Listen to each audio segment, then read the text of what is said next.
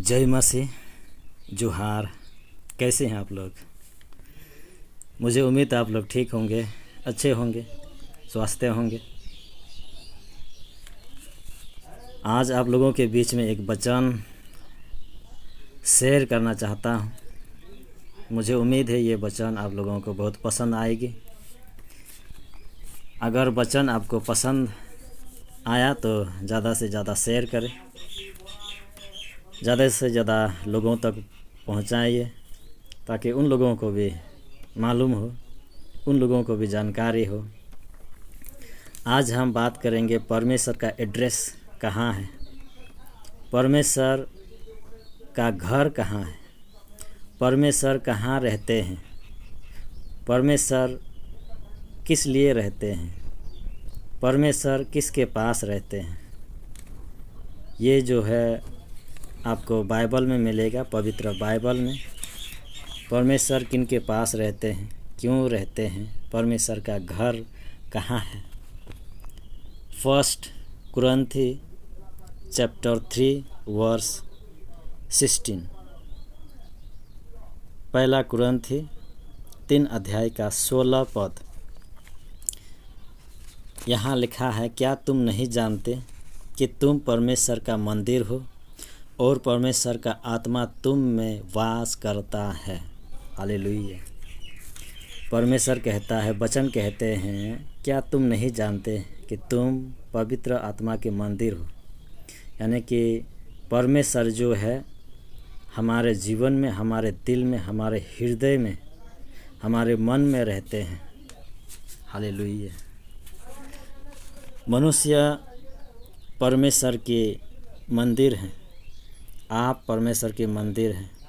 आपके मन में, आपके हृदय में परमेश्वर वास करते हैं, परमेश्वर रहते हैं। 17 अनुच्छेद में लिखा है, 17 पद में, यदि कोई परमेश्वर के मंदिर को नष्ट करेगा तो परमेश्वर उससे नष्ट करेगा, क्योंकि परमेश्वर का मंदिर पवित्र है और वह तुम हो। आमीन। वचन कहते हैं साफ साफ, अगर यदि कोई मनुष्य परमेश्वर के मंदिर को नष्ट करेगा या खुद को नष्ट करेंगे। आज के तारीख में, आज के समय में बहुत सारे लोग जो है खुद को नष्ट करते हैं, खुद को नाश की ओर, नाशवान की ओर लेके जाते हैं। आज के समय में, इस दुनिया में, संसार में बहुत सारे लोग ऐसे हैं, शराब पीते हैं, नशा पानी करते हैं, बहुत सारी तरह तरह के नशा करते हैं। लेकिन वचन कहता है आपको कोई अधिकार नहीं है, आपको कोई हक नहीं है, क्योंकि आप खुद के नहीं, परमेश्वर के हैं। वचन में लिखा है, क्या तुम नहीं जानते तुम परमेश्वर के मंदिर हो और वो तुम हो। हालेलुया।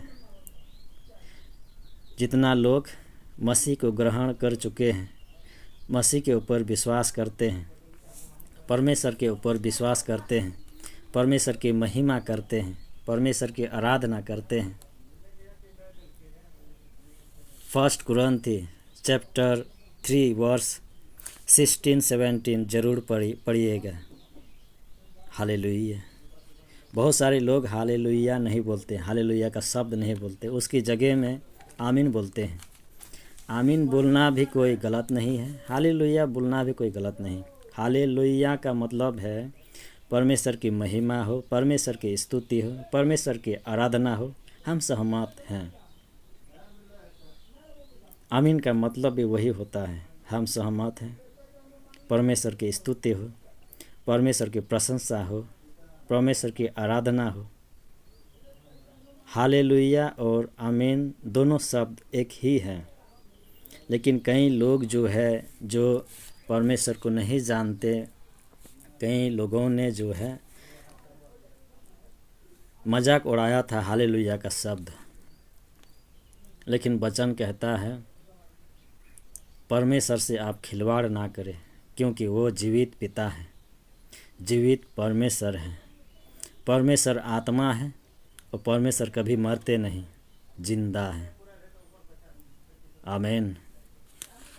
जब भी आपके पास समय होगा, जब भी आपको समय मिलेगा, मौका मिलेगा, 1 कुरिन्थी चैप्टर 3 वर्स 16-17 ज़रूर पढ़िएगा। आमीन।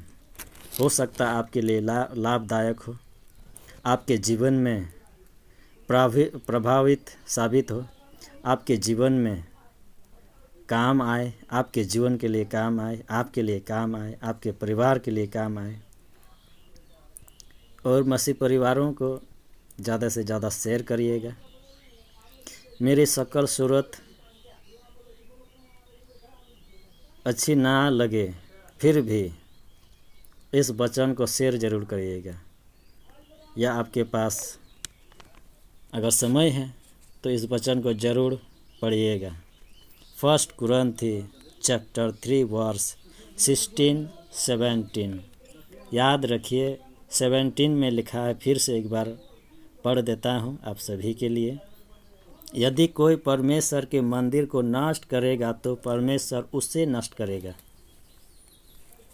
यानी कि मनुष्य इंसान जो है परमेश्वर के मंदिर है, और उससे कोई नष्ट करेगा तो परमेश्वर उसे नष्ट करेगा।